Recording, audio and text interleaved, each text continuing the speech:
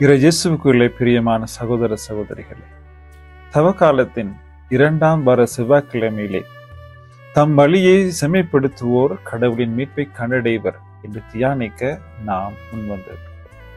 இன்றைய நாளிலே தூய மத்தேயு எழுதிய நற்செய்தியிலிருந்து எடுக்கப்பட்ட இறை வார்த்தை பரிசேயர்கள் மறைநூல் அறிஞர்களின் நெறியையும் வாழ்வையும் குறித்து எமக்கு ஒரு பாடத்தை கற்பிக்கின்றது. பரிசேயர் மறைநூல் அறிஞர் முதன்மையான இடங்களை விரும்புகின்றார்கள். அவர்கள் ரபி என்று அழைப்பதை விரும்புகின்றார்கள். ஆனால் தாழ்வு என்ற எண்ணம் அவர்களுக்குள்ளே இருக்கவில்லை. இதை குறித்து ஆண்டவர் இயேசு குறிப்பிடுகின்றார்.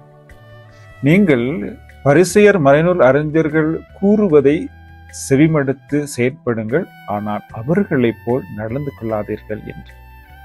இந்த தவக்காலம் ஒரு ஆன்ம பரிசோதனையின் காலம். இந்த தவக்காலம் எமக்கு நாமே மீட்பை தேடிக்கொள்ளும் ஒரு காலமாக இருக்கின்றது.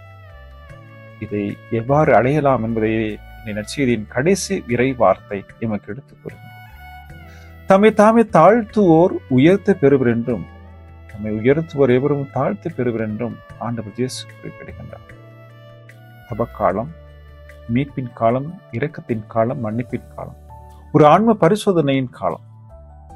நான் நானாக வாழ வேண்டும் என்றால், நான் கடவுளுக்குரிய வாழ்க்கை வாழ வேண்டும் என்று சொன்னால் எனக்குள்ளே தாழ்ச்சி இருக்க வேண்டும்.